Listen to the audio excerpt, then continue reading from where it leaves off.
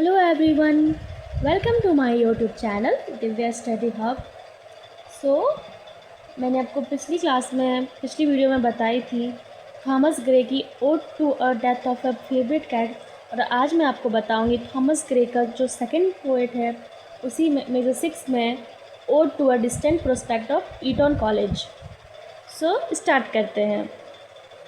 इसके ऑथर जो है वो थॉमस ग्रे हैं और ये पब्लिश 1747 में हुई थी। इसकी जो सेटिंग है वह ईटन कॉलेज इंग्लैंड की बात हो रही है यहाँ पे। इसका जो जेनरे है वो ode, a lyrical poem expressive deep feelings and thoughts, ऐसी गीतात्मक कविता जो एक्सप्रेस करती हो गहरी भावनाओं को और उसके सोच को। Literary period pre romantic as है और इसके जो थीम्स हैं, मेजर थीम्स हैं वो चाइल्डहुड एंड इनोसेंस मतलब बचपन और मासूमियत। Nostalgia means memory of the past यानी अतीत की यादें।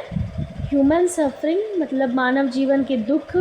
हैप्पीनेस एंड इग्नोरेंस, खुशी और ignorance. The reality of life, जीवन की सच्चाई।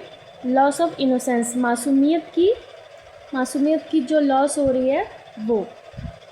लिटरेरी फॉर्म, यह लिरिक पोइट्री है, लिरिक फॉर्म है। Thomas Gray was one of the greatest poets of the 18th century. Thomas Gray जो थे वह 18th सेंचुरी के बहुत ही महान कवि थे। Thomas Gray studied at Eton College. Thomas Gray अपनी पढ़ाई ईटन कॉलेज से किए थे। मैनी ईयर्स लेटर, कुछ सालों बाद he looked at the college from a distance. बहुत सालों बाद उन्होंने अपने कॉलेज को दूर से देखा। And remembered his school days, और उन्होंने अपने स्कूल के दिनों को याद किया।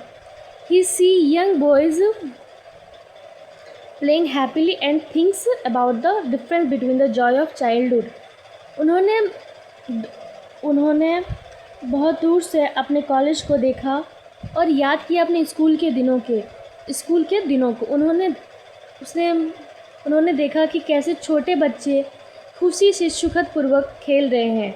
एंड ही थिंक्स, और उन्हें सोचा कि difference between the joy of childhood, बचपन की सुखद जीवन और सफरिंग ऑफ एडल्ट लाइफ मतलब जो एडल्ट लाइफ यानी कि अभी के जो दुखदपूर्ण लाइफ है। मतलब अगर आप एडल्ट हो जा रहे हो तो आपके ऊपर बहुत सारी जिम्मेदारियां आ जाती है और हमें उन सभी जिम्मेदारियों से लड़के पार होना होता है या फिर उनको क्रॉस करना होता है। The poem express love for childhood, sadness about growing up. ये जो पोएम है वो एक्सप्रेस कर रही है बचपन के प्रति प्यार। Sadness about growing up, sadness दुख, उदासीपन, जो हम धीरे धीरे बड़े हो रहे हैं तो उसके साथ हमारे साथ क्या हो रहा है कि हम उदास हो जा रहे हैं। एंड और हमारे मतलब बड़े हो जा रहे हैं तो उसके साथ हमारे इतने सारी जिम्मेदारियां बढ़ रही हैं कि हमें उन जिम्मेदारियों को पूरा करने में ही हमारे लिए समय नहीं मिल पाता और जो कि हमारा जो जीवन है वो पूरा उदासीपूर्ण हो जाता है। And the truth that human life is full of pain and difficulties. और ये सच्चाई है कि जो ह्यूमन लाइफ है यानी कि जो मानव जीवन है वो पूरी तरीके से दर्द और डिफ़िकल्टीज से भरी हुई है। Thomas Gray uses literary device, personification, imagery, allusion, contrast, symbolism.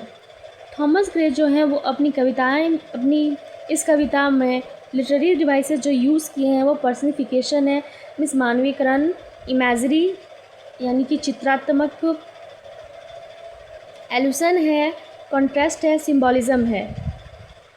Symbolism में आप देखेंगे ईटन कॉलेज को एक सिंबॉलिक, एक प्रतीकात्मक बताया गया है।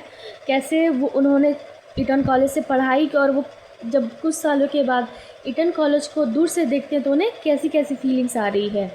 चिल्ड्रेन है, बच्चों की खुशी के बारे में दिखाया गया है और एडल्ट लाइफ के बारे में यहाँ पे मेन बताया गया है कि कैसे एक जो एडल्ट लाइफ है वो बहुत ही दुखद पूर्व और जिम्मेदारियों से भरा हुआ जीवन है। इसका जो कंक्लूज़न है the poem celebrates the happiness of childhood.